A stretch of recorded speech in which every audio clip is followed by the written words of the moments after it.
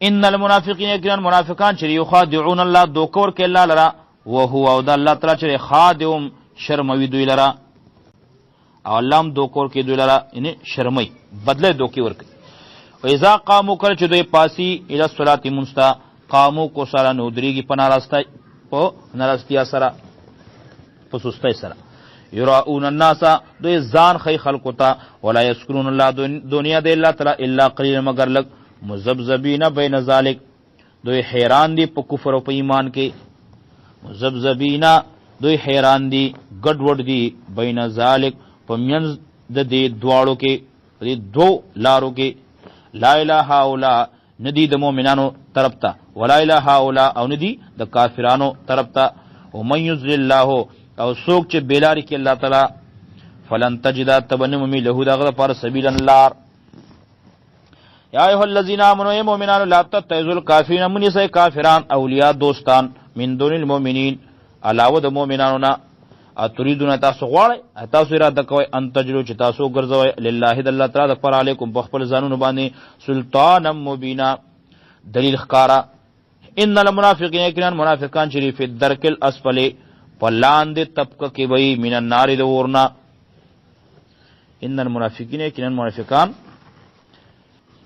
فی الدرک الاسفل په لاندې طبقه کې وي من النار د اورنا ولن تجد لهم نصیرا او بیابا تنمومی لهم دیر پار نصیرن سوک امداد کونکے الا الذین سوا دا کساننا تابو چھ توبہ و باسلہ وصلحو عمل سیدہ کو عمل نیک کو واتسمو باللہ منگولی ولگولی پا دین داللہ واخلصو دینم او دین خالص کو للہ داللہ تعالی دا پارا فاولائکنو دا کسان مع المؤمنین دا مومنانو سرم مرگری دی وسوف یؤتی اللہ المؤمنین او زرد چور بکی اللہ تعالی مومنان دا پارا اجر عظیمہ ثواب ډیر لوی. ما یفعل الله سکی الله تعالی بیعذابکم تاسو له عذاب درکولو ان شکرتم که تاسو شکر کوئ و آمنتم او ایمان راوړئ یقین کوئ. ما یفعل الله سکی الله تعالی بیعذابکم په عذاب ستاسو باندې ان شکرتم که تاسو شکریا ادا کوئ که تاسو قدر کوئ و آمنتم او یقین مو کو ایمان امراول وکان الله د الله تعالی شاکرن لما قدردانو هو ذات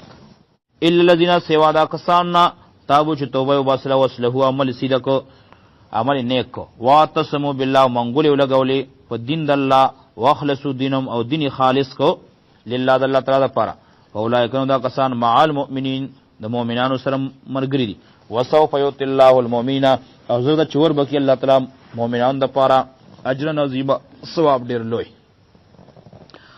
ما یفعل الله سکی الله تعالی بیعذابکم تاسو له عذاب درکولو ان شکرتم که تاسو شکر کوئ و آمنتم او ایمان راوړئ یقین کوئ. ما یفعل الله سکی الله تعالی بیعذابکم په عذاب ستاسو باندې ان شکرتم که تاسو شکریا ادا کوئ که تاسو قدر کوئ و آمنتم او یقین مو کو ایمان امراول وکان الله د الله تعالی شاکرن لما قدردانو هو ذات